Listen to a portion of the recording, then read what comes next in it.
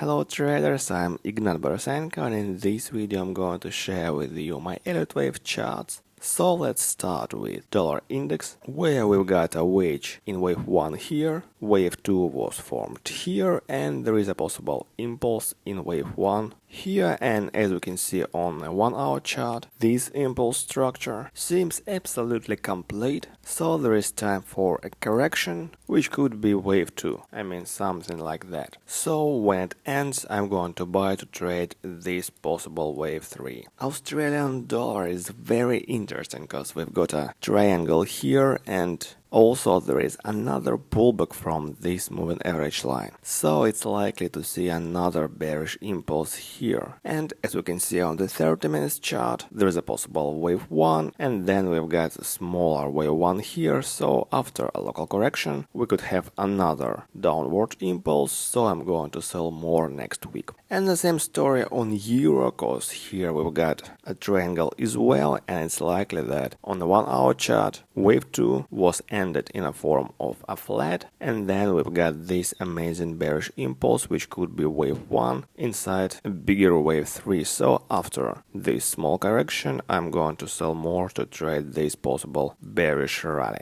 And just have a look at this amazing bearish trend on British pound, where we've got a possible extension in the third wave here. Moreover, there is another pullback from this moving average line on the 1 hour chart, which means we could have wave 4 here, and because of this small wedge in wave 1, I'm going to sell more next week to trade this possible wave 3. Japanese yen is very boring because this consolidation in wave 4 is likely going to be continued, maybe in a form of a triangle, so I'm out of the market here until we see more clear wave structure in this possible wave 4. I've got one long trade on Australian dollar versus New Zealand dollar because there is a possible double zigzag in wave 4 here and a bullish impulse here, which could be wave 1 inside bigger wave 5. So if we see here a small bullish impulse on Monday, I'm going to buy even more to trade this possible third wave. Pound versus Australian dollar is still bearish, so there is an opportunity to have an extension in the third wave here.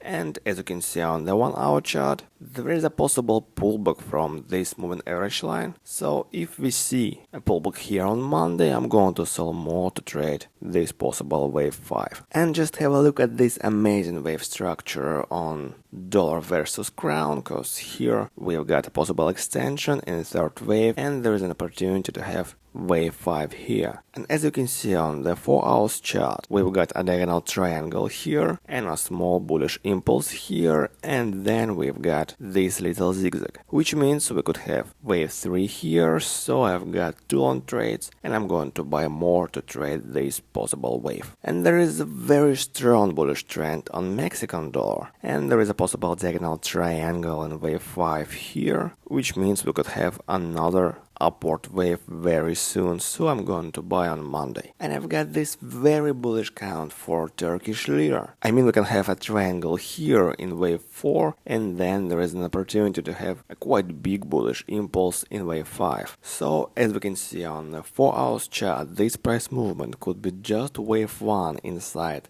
bigger wave 5. So if this correction ends in a range of this upward channel, and if we see a pullback from its lower side, I'm going to buy to trade this wave 5. Pound versus yen is still declining, so I've got one short trade here to participate in this wave 5. However, there is also an option to have a bigger wave 4, so this moving average line could be tested once again soon. If so, and if we see a pullback from this line, I'm going to sell again to trade this possible wave 5. Euro versus yen is another bearish market because of this pullback from this moving average line, and also because of this triangle in wave 4. So it's likely that we're going to have here bearish impulse in wave 5. So I've got 2 short trades here, and I'm going to sell even more next week. Canadian dollar has a very difficult wave structure, but basically we've got this upward impulse, which could be wave C or wave 1 inside this wave C, so I'm going to trade this impulse only. So I closed my first long trade, which I opened here on Friday, and I have just one long trade with a stop loss here, so when this impulse ends and when a correction starts, I'll be out of the market and I'm going to buy it again only when we see here a correction and then an upward impulse, which could be the first wave inside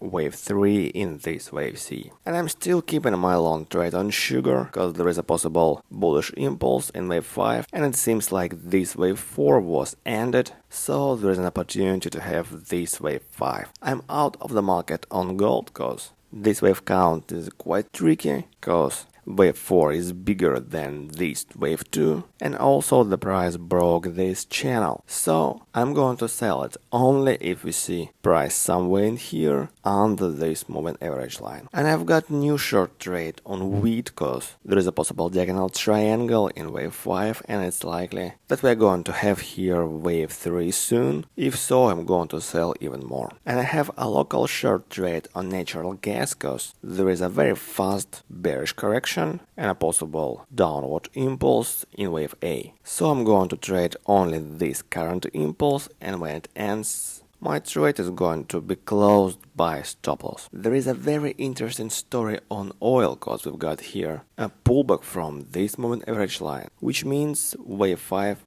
this wave 5 is likely going to be continued in a form of a diagonal triangle. So there's an opportunity to have wave 3 soon, and that's why I've got my long trade here.